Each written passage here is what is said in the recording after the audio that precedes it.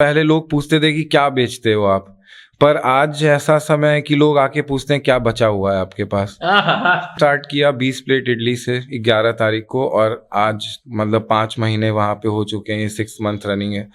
बहुत ही ज़्यादा overwhelming response है, मतलब लोग अब जानते हैं हमें, और सबसे बड़ा इस विश्वास लोगों को हम पे इसलिए क्योंकि उन्हें पता है कि हाइजीनिक चीज़ मिलती है।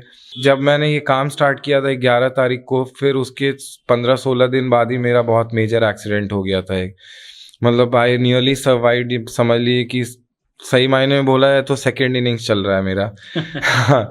तो वो जो 1-1.5 महीना का पीरियड था जब मतलब मैं कंप्लीट बेड रेस्ट पे था, उस समय सब कुछ दीदी जीजा जी ने किया। जब लोग एक्चुअली जानने लगे, मई में मेरे फादर बीमार हो गए, कोविड हो गया उनको, फिर 18 में को उनकी देहांत हो गई, और मतलब मेरी मम्मी का भी देहांत 5 साल पहले हो गया था। तो उस टाइम लगा कि यार मतलब सब कुछ ख़त्म हो गया है, क्योंकि फिर मैं बोलता सर ना पसंद आए तो कोई बात नहीं, आप मत पैसे दीजिएगा, पर एक मेरा स्टार्टअप है सर, थोड़ा फीडबैक तो मिलेगा कि। ऐसे बोलते थे आप रोड पे लोगों को? हाँ जी हाँ, लिटरली ऐसे पहले 10-15 दिन ऐसे किया होगा मेरे ख्याल से। आरा से आए हैं मेरे यहाँ पे बाइक से, 3 बाइक से, जी हाँ, वीडियो देखिए जनता जंक्शन का, इनफैक्ट फेसबुक का जो वीडियो था वो उन्होंने देखा, और मतलब वहाँ पे हमें बताया, मुझे आके बताया कि भैया मैं आरा से आ रहा हूँ। दशहरे के टाइम पे मैं डाक बंगले पे गया हुआ था मूर्ति देखने, वहाँ पे 4-5 लोगों ने बोला भैया आप वहाँ पे स्टॉल लगाते हो ना इडली का? मैं हाँ भैया लगाता हूँ। थोड़ा तो मतलब लोग वहाँ पे लोग जानने लगे हैं, ऐसा पहचानने लगे हैं, इसमें कोई दो राय नहीं, और काफी अच्छे लोगों से भी जान पहचान हो गई। मेरा मेन मोटिव रहेगा कि मैं फ्रेंचाइजी कैसे दे सकूं, अगले साल मेरा टारगेट है। मेरा मेन मोटिव यहाँ पे खाना खिलाने का ये था कि लोग को बाहर का ही खाना हो, पर जब वो खाएं तो उनको ये लगे कि घर का ही खाना है, कहीं बाहर से मंगा के खा रहा हूँ, ये टेस्ट मैं देना चाहता था। शुरुआत पहले दिन शायद 8-10 प्लेट आपने इडली बेचा था? 20 प्लेट इडली। और आज कितनी बेचते हैं? आज वीकडेज में 80-90 प्लेट और वीकेंड्स में 120-130 प्लेट। हमको खुश करने के लिए बस इतना ही काफी है कि कोई 25 साल का, 27 साल का, 28 साल का लड़का बंबई छोड़कर बिहार आता है और वो यहां कुछ स्टैब्लिश करने का प्रयास करता है। इतना भर कोई बोलता है तो हम उसका साक्षात्कार करना चाहते हैं, ताकि आपको मालूम चल सके कि बिहार को बनाने के लिए कहीं एक जगह कोई एक व्यक्ति काम नहीं करता है, बल्कि अलग अलग जिलों में, अलग अलग जगहों पर हजारों ऐसे लोग हैं जो अपना अपना प्रयास कर रहे हैं ताकि ये बिहार बदल जाए। हमारे बगल में अंशुल बैठे हैं। अंशुल बिहार के ब्रेकफास्ट कल्चर को बदलने का प्रयास कर रहे हैं। कैसे, तो ये खुद ही बताएंगे। बाकी ओपनिंग में एक और चीज रहेगा कि तला भुना खाना छोड़कर मेरे जैसे व्यक्ति को कम से कम अंशुल के यहां खाना चाहिए। सुबह सुबह इतना शानदार नाश्ता ये पटना जू के सामने कराते हैं, तो पहला तो ये हो गया, और दूसरा परिचय ये रहेगा कि इनका जो स्टार्टअप है जिसका नाम है ओपन विथ स्माइल। हमने पूछा कि ऐसा क्यों, तो मैंने सुना कि अपने डब्बे के बाहर कुछ मुस्कुराते हुए चेहरे लगाते हैं और कहते हैं कि जब भी हम खाना खाते हैं तो हमें उस डब्बे को मुस्कुराते हुए खोलना चाहिए, इसीलिए इन्होंने उसका नाम रखा है ओपन विथ स्माइल। रेस्टोरेंट बहुत प्रकार के होते हैं, कोई लंच, कोई ब्रेकफास्ट, कोई डिनर, सब कराता है। भाई साहब सिर्फ ब्रेकफास्ट कराते हैं क्योंकि अभी एक ही सेगमेंट को ये ठीक करना चाहते हैं। बाकी अंशुल मुंबई से वापस आए थे कोरोना लॉकडाउन में, इनके साथ बहुत हादसे हुए, लेकिन साहब ने वकालत करके भी ये चुना कि हम लोगों को ब्रेकफास्ट कराएंगे एकदम शानदार वाला। बाकी अब अंशुल से बात करेंगे। तो ओपन विथ स्माइल का पहले बताइए, ओपन विथ स्माइल नाम क्यों रखा गया और ये है क्या? ओपन विथ स्माइल नाम इसलिए रखा गया क्योंकि पहले इसका नाम था hot and fresh idli and more. पहले दूसरा था नाम? पहले दिन नाम इसका हॉट एंड फ्रेश था क्योंकि गरम गरम बना के ले जाते थे, फ्रेश था बिल्कुल। और इडली पहले दिन मतलब हमने सिर्फ इडली ले गए थे वहाँ, तो इडली एंड मोर कर दिया था कि बाद में ऐड करेंगे कुछ और। पर धीरे धीरे दूसरे तीसरे दिन जब लोग हमें जानने लगे तो हमें लगा कि क्योंकि बहुत लोग स्केप्टिकल थे, लिटरली लोगों को रोकते थे रोड पे मॉर्निंग वॉक जो करने आते हैं कि सर ट्राई करिए प्लीज़, घर का खाना बना हुआ है, ब्रेकफास्ट बहन ने बनाया है और काफ़ी फ्रेश है। तो मतलब लोग सोचते थे क्या है, इडली है, इतने सस्ते में कैसे दे रहा है। तो फिर मैं बोलता सर ना पसंद आए तो कोई बात नहीं, आप मत पैसे दीजिएगा, पर एक मेरा स्टार्टअप है सर, थोड़ा फीडबैक तो मिलेगा कि। ऐसे बोलते थे आप रोड पे लोगों को? हाँ जी हाँ, लिटरली ऐसे पहले 10-15 दिन ऐसे किया होगा मेरे ख्याल से। तो लोग बोलते चलिए 1 प्लेट खिलाइए, फिर 1 प्लेट उन्हें दिया। जैसे ही वो खाते तो एक जब मतलब नज़र से नज़र मिलती तो देख के समझ में आ जाता था कि सेटिस्फाइड है वो। तो फिर वो बोलते थे कि अच्छा एक काम करिए 2 प्लेट पैक कर दीजिए, 3 प्लेट पैक कर दीजिए। तो ऐसे मेरे दिमाग में आइडिया है कि यार जब लोग खा के खुश हो रहे हैं तो इसका नाम रखा जाए ओपन विद स्माइल। मतलब खोलने से पहले ही खुश हो जाइए, क्योंकि अब लोग जान गए हैं कि क्या है, कैसा टेस्ट है। तो अब इसका नाम बदल दिया जाए, क्योंकि hot and fresh idli and more काफी बड़ा नाम भी था। लोगों को एक ऐसा नाम देना चाहता था जो इजी हो और आसानी से याद हो जाए, तो ओपन विद स्माइल नाम रखा है। 11 जुलाई को ये वेंचर शुरू हुआ। उससे पहले आप बंबई से यहाँ आए, आपने वकालत किया है, तो आप कोरोना लॉकडाउन में आए। उसके बाद क्या हुआ? कोविड से आया, 1 साल तो कुछ कर नहीं पाया, बिल्कुल घर पे ही था। जी हाँ, अभी 2020 में वापस जब आया तो घर पे था। फिर 21 में मई में मेरे फादर बीमार हो गए, कोविड हो गया उनको। फिर 18 में को उनकी देहांत हो गई, और मतलब मेरी मम्मी का भी देहांत 5 साल पहले हो गया था। तो उस टाइम लगा कि यार मतलब सब कुछ खत्म हो गया है, क्योंकि अकेला हूँ मैं। 3 क्या करते थे पापा? पिताजी मेरे जुडिशियल सर्विस में थे, रिटायर्ड डिस्ट्रिक्ट जज थे, और अच्छा। यहाँ 2008 से पटना हाई कोर्ट में वकालत करते थे। तो क्योंकि अभी खुद से कुछ सेटल हो नहीं पाया था। वकालत एक ऐसा प्रोफेशन है जिसमें टाइम लगता है, 5 साल 7 साल देना होता है। तो जब वहाँ से आया था बम्बई से, तो लगता था कि चलो पिताजी की प्रैक्टिस है, अच्छी जान पहचान है, तो कर जाऊँगा, साथ में रह के उनके ही केसेस देखा करूँगा। पर जब वो हुआ तो लगा कि मतलब फॉर अ मोमेंट जो बोलते हैं कि सब कुछ बदल जाना, बिल्कुल वैसा ही हुआ। 1 सेकेंड में सब कुछ बदल गया। थोड़ा दिन लगा, 10 दिन रिकवर करने में, सोचने में, थॉट्स को गैदर करने में कि क्या किया जाए, कैसे किया जाए। फिर जुडिशियल सर्विसेज के बारे में सोचा कि उसकी तैयारी करता हूँ, क्योंकि वो एक सेफ ऑप्शन था। इंस्टेंट मतलब अगर जॉब लग गई तो फिर मतलब एक सिक्योर्ड जॉब था। आदमी सिक्योरिटी की तरफ जाने लगता है ये सब होने के बाद। पर फिर लगा कि मतलब मैं नौकरी किया हुआ था 2014-15 में दिल्ली में, तो मुझे लगा कि यार नौकरी नहीं कर सकता हूँ मैं किसी के, क्योंकि ऐसा मेरा ख्याल है, ऐसे ख्यालात को मैं शुरू से ऐसे माहौल में रहा हूँ कि मतलब मैं किसी को जवाब नहीं देना चाहता हूँ। जिंदगी में बिहार में कितने दिन रहे आप? बिहार में तो काफी, मतलब बचपन बिहार में गुजरा, क्लास 5 तक यहाँ पे था। फिर बोर्डिंग स्कूल चला गया, देहरादून में पढ़ाई किया। उसके बाद फिर देहरादून से छुट्टियों में ही आए होंगे? छुट्टी में आता था जी हाँ। फिर क्रिकेट खेलता था मैं, प्रोफेशनल क्रिकेट खेलता था। बिहार से? नहीं जी नहीं, मध्य प्रदेश से खेलता था। तो 5वीं क्लास से लॉ तक आप बिहार के बाहर रहे? बाहर, हाँ, ज्यादा ऑन एंड ऑफ आता था। आया तो 1 महीना, 2 महीना, 1.5 महीना रहा। फिर 1.5 साल से लगातार है? लगातार। और पटना में नहीं रहता, जैसे पापा की पोस्टिंग जहाँ होती थी वहां आया करता था। पटना में पापा 2008 में जब रिटायर हुए तब यहाँ पे हम लोग शिफ्ट किए, तब से यहाँ पे हैं। तो उस समय से भी ऑन एंड ऑफ आता रहता है, ऐसा नहीं था कि आया तो यहीं रह गया। अच्छा, एक जवाब दीजिए हमको आप। तो हम लोग सीधा आते हैं हम जुलाई वाले किस्से पे। तो ओपन विद स्माइल आपने खोलने का सोचा, ये बताइए सबसे बड़ा प्रॉब्लम ये है यूथ का भी या फिर लोगों का भी कि कम पैसे में कैसे कुछ हो सकता है, ये पहला सवाल। और दूसरा ये कि आपने सिर्फ ब्रेकफास्ट ही क्यों चुना? मतलब एक ही सेगमेंट को कोई कैसे चुन सकता है? सबसे पहली बात, अगर कम पैसे की बात की जाए तो मेरा मोटिव ही यही था कि क्योंकि मेरा बिजनेस बैकग्राउंड था नहीं, तो बहुत ज़्यादा पैसा लगाना नहीं था मुझे। तो ब्रेकफास्ट इसलिए चुना मैंने क्योंकि मैं खुद वहाँ जू पे दौड़ने जाता था। सबसे पहली बात। अच्छा, जू पे आप खुद दौड़ने? हाँ, मैं दौड़ने सुबह जाता था, तो 1.5-2 घंटे दौड़ा अंदर में। फिर बाहर निकला, कुछ लाजमी सी बात है भूख लगेगी, तो देखा कि मतलब कुछ तला भुना मिल रहा है, कुछ ऐसा हाइजीनिक नहीं मिल रहा है, या फिर जो मतलब जिसको खा सके आदमी। और तेल वेल सुबह में बहुत सारे लोग अवॉइड करते हैं वहाँ पे भी। अभी भी जो लोग आते हैं उनको अगर जैसे संडे को मैं पूरी सब्जी ले जाता हूँ तो बहुत लोग नहीं खाते हैं, वो बोलते हैं नहीं यार पूरी सब्जी नहीं खाऊंगा। तो एक ऑप्शन बचता था, वहाँ डाब का पानी मिलता था, तो इसलिए मैंने वो जगह चूज किया। और क्योंकि जू एक ऐसा जगह जहाँ पटना के सारे अच्छे लोग आते हैं, अच्छे डॉक्टर, सारे अच्छे मतलब IAS IPS सारे ब्यूरोक्रेट्स वगैरह, तो वहाँ पे लोगों को पता है चीज़ें क्या है। क्योंकि जैसे मैं ओट्स वगैरह ले जाता हूँ, चिया वाटर ले जाता हूँ, तो वहाँ पे लोगों को पता है कि क्या है वो चीज़। तो उस and they know value for money कि हाँ ठीक है इतने में मुझे ये चीज़ मिल रहा है।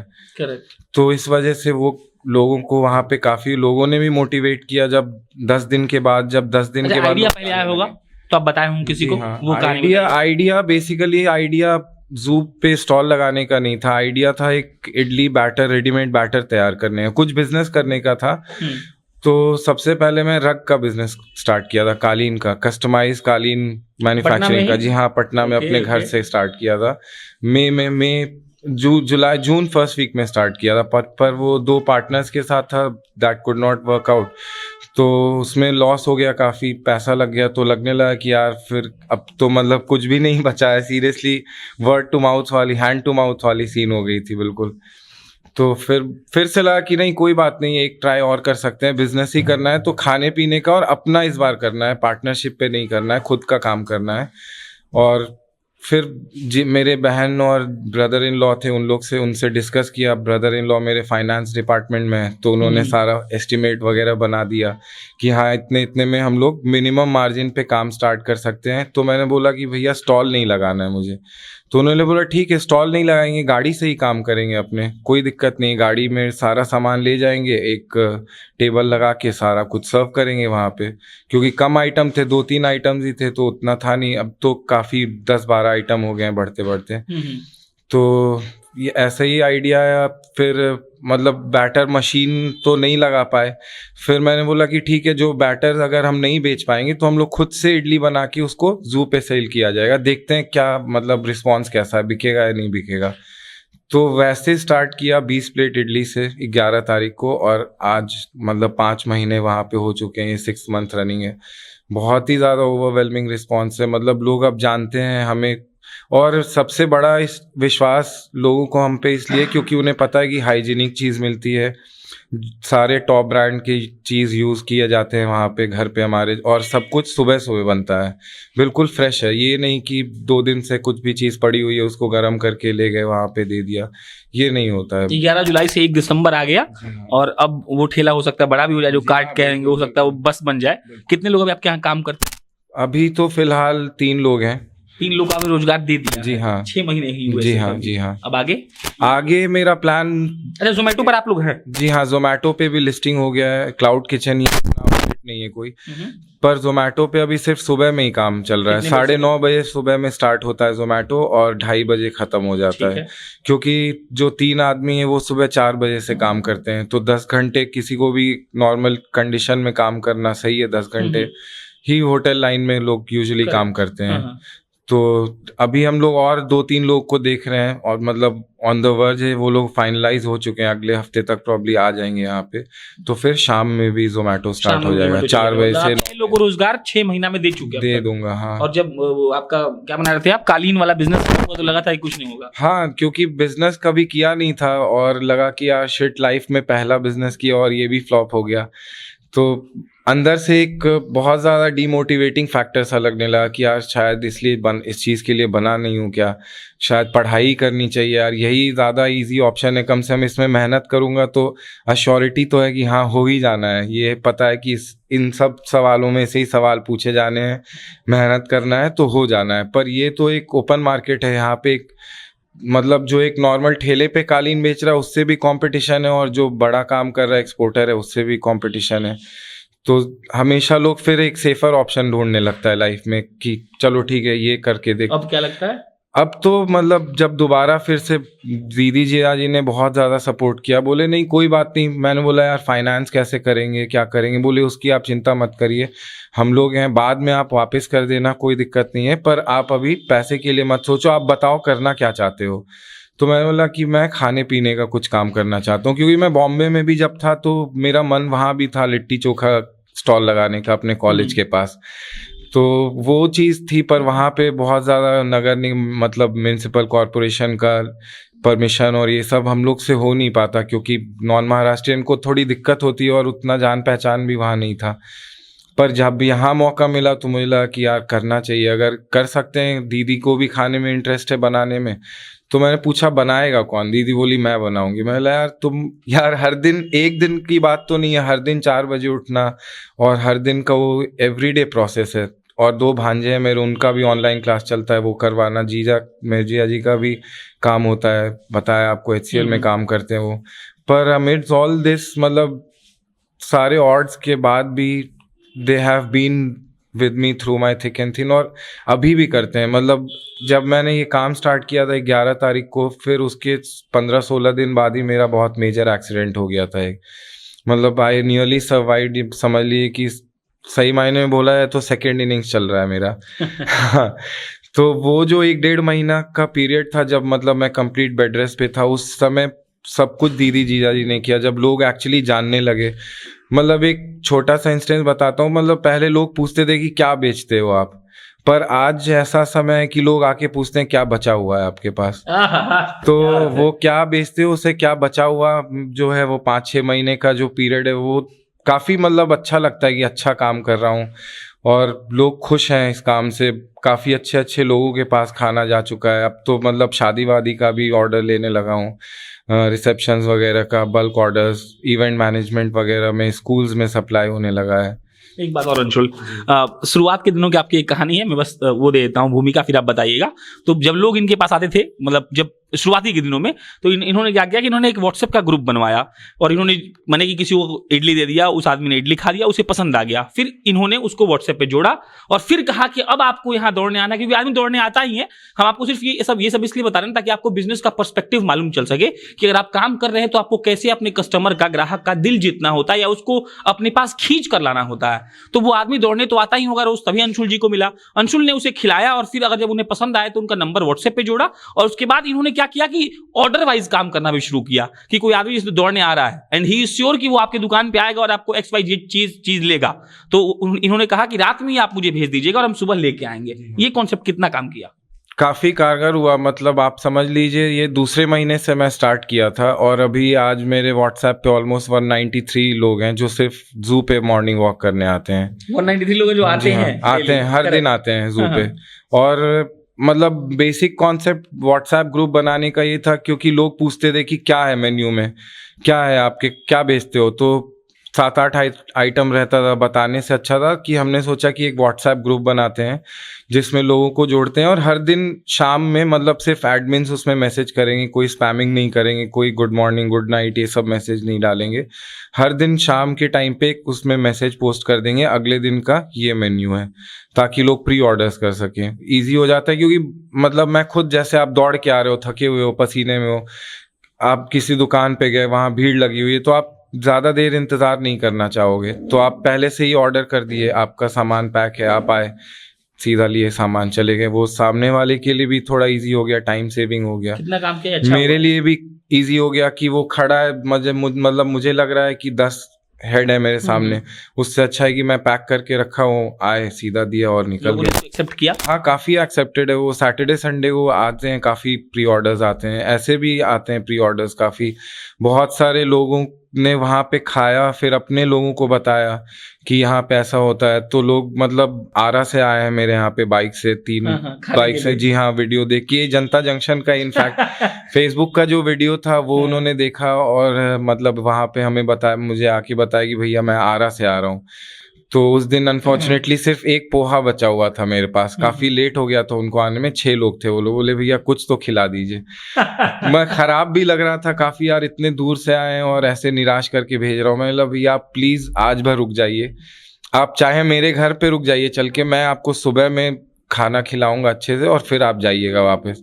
बोले नहीं मेरा है यहाँ रहने का, कोई दिक्कत नहीं है, मैं सुबह आऊँगा आपके पास। वो लोग आए, मतलब ऐसा सराहा कि अभी आज के टाइम पे उनके एक दोस्त रहते हैं यहाँ पे, वो हमेशा आए दिन 5 लोग 6 लोग को जब भी आते हैं फ़ोन कर दे, भैया हम लोग 7 लोग आने वाले हैं, इडली रखे रहिएगा।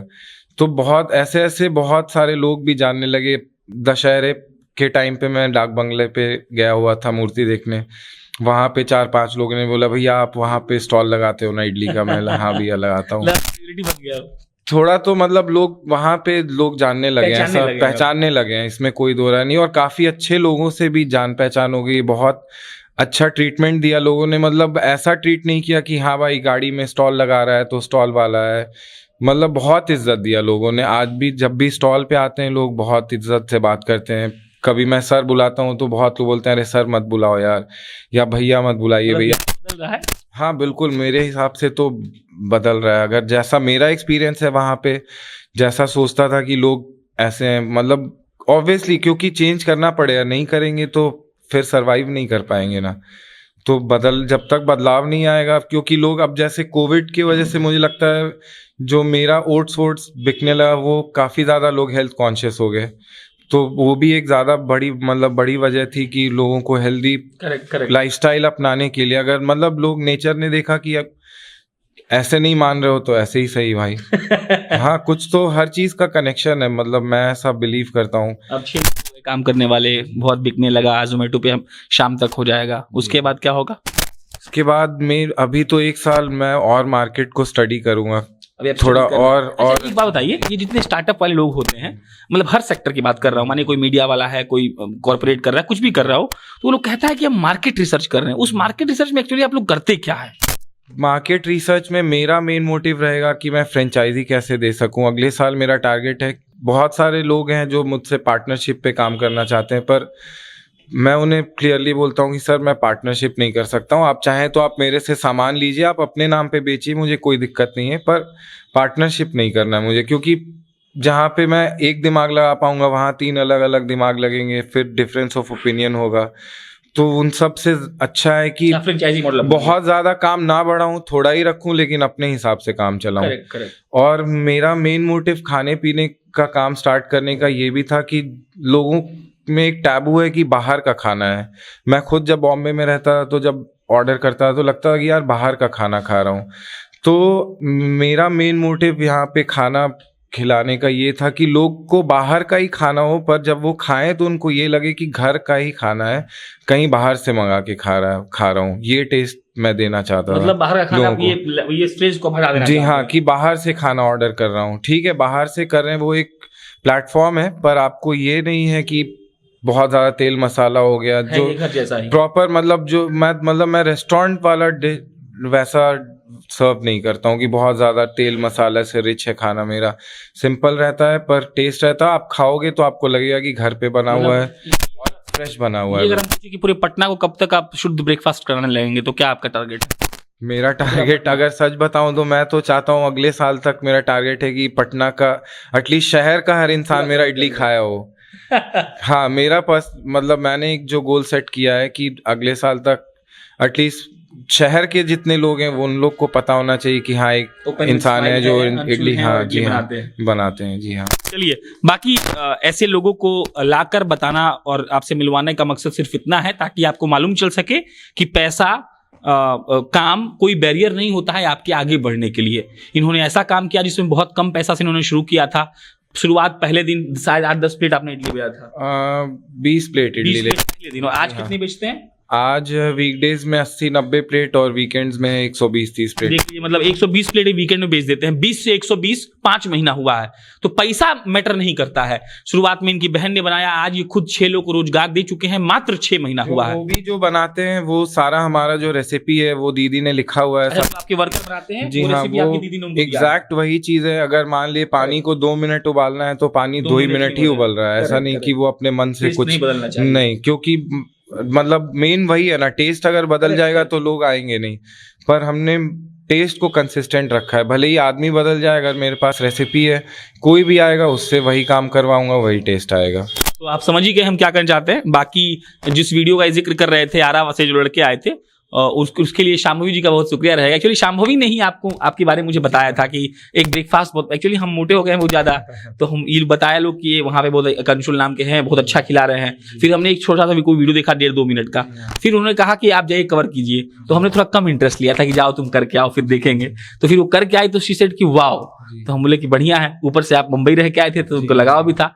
तो ये सब हम लोग की आपसी कहानी थी, और ऐसे लोगों से मिलना आपके लिए सौभाग्य की बात है कि बिहार में लोग आकर इतना शानदार काम कर रहे हैं, और जो ग्रोथ का एक पैमाना सेट है उसको तोड़कर अपना नया पैमाना सेट कर रहे हैं। बाकी मेरा नाम प्रशांत राय है, पटना जू के सामने हर दिन लगाते हैं, 2 नंबर गेट पे राजभवन की तरफ है, राजभवन की तरफ है, हर दिन लगाते हैं। जी हाँ, Tuesday to Sunday, Monday off रहता है। सुबह से लेकर सुबह 7:30 बजे मैं पहुंच जाता हूँ, और जब तक स्टॉक क्लास करे यूजुअली 9 बजे तक, 9-7:30 से 9 हो जाता है, 2 घंटे। पर अगर मैं एडवाइस करूंगा 8 बजे तक लोगों को आने का, ताकि हर चीज मिल जाए, क्योंकि 8 बजे के बाद, हाँ 8 बजे तक अवेलेबल, फिर 2 लॉट निकलते हैं, एक 8:30 में, एक 9:30 में, तो वो लोग में फिर बहुत सामान खत्म हो जाता है। तो फिर 8 बजे तक पहुंचिए और सब कुछ आपको मिल सकता है। बाकी मेरा नाम प्रशांत राय है, एक दिन हम भी स्टॉल पे जरूर लेके जाएंगे और वहां से कवर करेंगे। संडे को अगर आएंगे तो काफी ऑप्शंस रहते हैं, जैसे चावल का पीठा होता है दाल भर के, और हमारा काफी फेमस एक संडे को